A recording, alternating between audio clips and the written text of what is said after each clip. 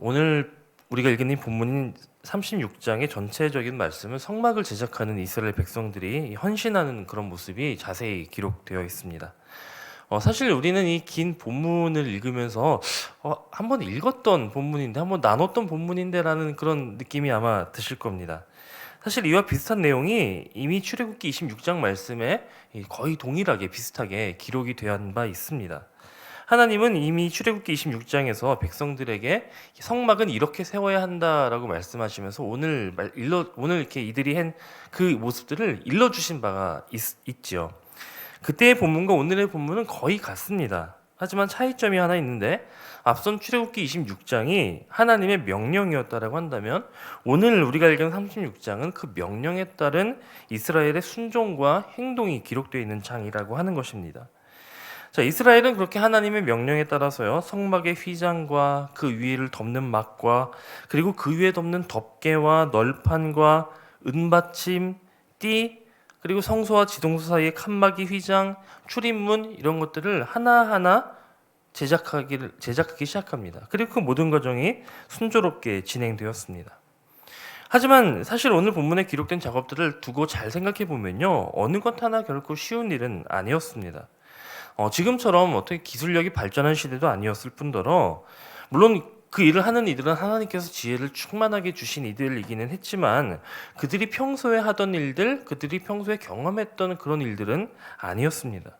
하지만 이 일들이 모두 원활하게 순조롭게 잘 진행될 수 있었던 것은 하나님께서 그 모든 일들 가운데 함께 하셨기 때문입니다. 하나님은 먼저 모세를 통하여서 백성들에게 말씀을 주셨죠. 안식일에 관한 규례를 주시고 성막을 위해 필요한 게 뭔지를 알려주시고, 그리고 그 성막을 위해 필요한 것들을 어떻게 드려야 할지를 가르쳐 주셨습니다. 그리고 이스라엘 백성들이 자원하는 마음으로 드리는 것을 하나님이 받으신다라는 것을 그들에게 알려주셨고, 또 그 말씀대로 순종하도록 그들을 힘써 인도하셨기 때문에 이 모든 일들이 잘 이루어졌다라고 하는 것입니다. 특별히 오늘 우리가 읽은 이 본문 가운데 우리가 유념해야 할 사실은 이스라엘 백성들이 성막 제작을 위해서 행하는 이 모든 사역들이 이미 하나님께서 명령하신 설계도대로 실시했다라고 하는 것입니다. 그들이 가진 어떤 재주를 뽐내거나 그들의 생각대로 한 것이 아니라 하나님이 앞서서 직접 명하셨던 그대로 그들은 성막을 제작했다라고 하는 것입니다. 자, 여러분, 그렇다면 이 사실이 오늘날 우리에게 전해주는 그런 메시지는 무엇일까요? 교회를 세워나가는 일 역시도 마찬가지의 원리라고 하는 것입니다. 어떤 사람의 계획이나 열심에 교회가 세워지는 것이 아닙니다. 물론 우리의 헌신이 필요하지요. 하나님의 말씀에 대한 적극적인 순종도 반드시 필요합니다.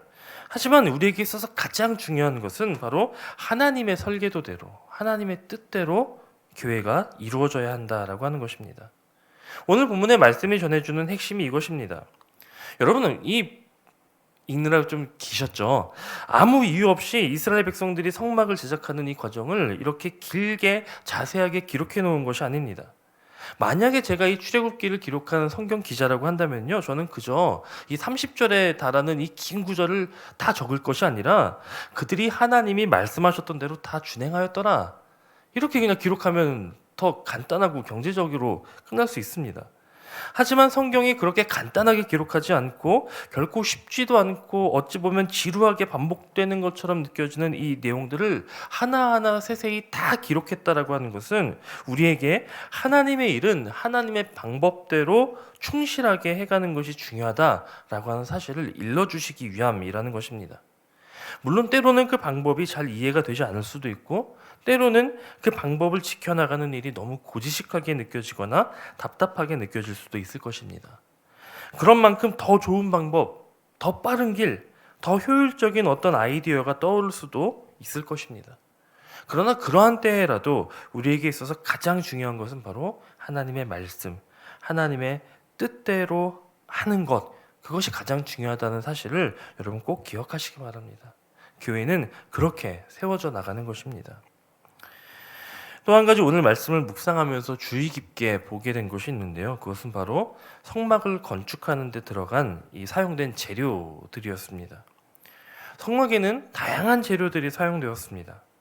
성막을 덮는 휘장도요, 그냥 통짜로 만든 것이 아니라 10폭의 휘장을 하나하나 만들어서 그것들을 연결해서 휘장을 덮도록 그렇게 만들었습니다.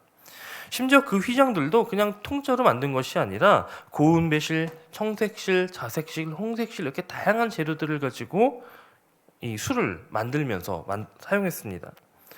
그리고 그렇게 짜여진 10장의 휘장들은 가장자리에 고리 50개와 놋갈고리 50개를 만들어서 각 고리들을 맞물리게 해서 연결해서 하나의 막을 만들었고, 그 위에도 염소털, 양가죽, 해달가죽 그런 재료들로 덮었습니다. 크게 한 덩어리, 크게 하나의 재료로 그렇게 만들어진 것이 아니라는 것이죠. 성막의 외형을 담당한 널판 역시도 그렇습니다. 그냥 한 판으로 만든 것이 아니라 남쪽에 20개, 북쪽에 20개, 그리고 서쪽에 8개의 널판이 사용되었는데, 여기에다 띠 역할을 하는 널판을 하나 두어서 가로질러서 이렇게 서로가 하나가 되도록 연결하도록 그렇게 만들라고 지시하십니다. 그 안에 있는 성물들 역시 하나의 재료로만 사용되지 않습니다. 금이 필요한 부분은 금으로, 은이 필요한 곳은 은으로, 놋이 필요한 곳은 놋으로 그렇게 다양한 재료들이 사용되어졌다라고 하는 것입니다. 하나님은 이처럼 필요에 따라서, 그리고 위치에 따라서, 쓰임새에 따라서 다양한 재료들을 사용하도록 하셨고, 그 모든 재료들이 하나로 연결되어지고 연합되어져서 성막을 이루도록 그렇게 만들라고 지시하셨습니다. 교회 역시도 그러하지요.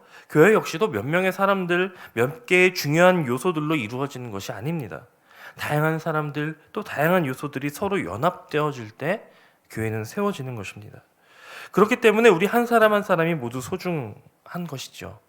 우리 모두는 서로 다른 존재들이지만, 서로 다른 재료들이지만, 서로 다른 모양들이지만, 그런 우리가 주 안에서 서로 아름답게 연합될 때 하나님은 우리를 통해서 교회를 아름답게 세워나가실 것입니다. 혼자서는 이룰 수 없고 혼자서는 설 수 없습니다.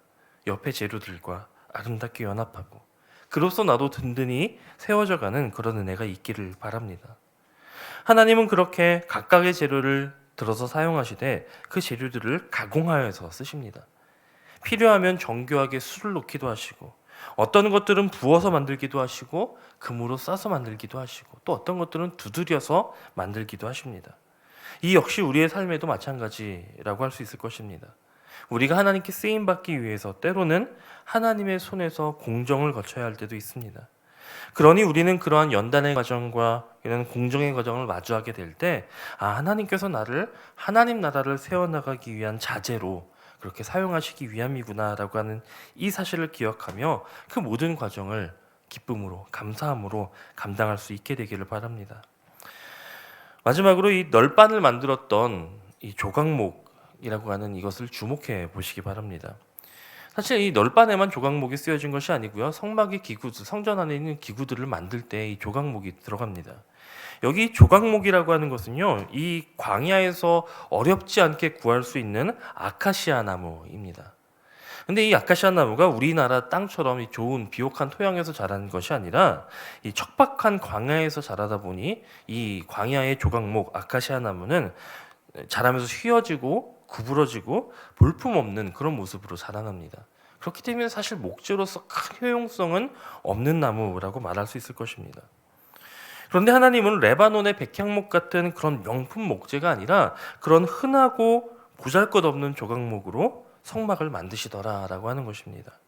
그런 조각목을 잘 깎고 그 위에 금까지 씌워서 회막을 만드는 귀한 재료로 쓰신다는 것이죠. 저는 이 조각목을 보면서 참 우리들 같다라고 하는 생각을 해보게 되었습니다. 우리 역시 하나님의 은혜가 임하기 전에는 죄인으로서 초라하고 또 소망 없는 삶을 살던 이들이었습니다.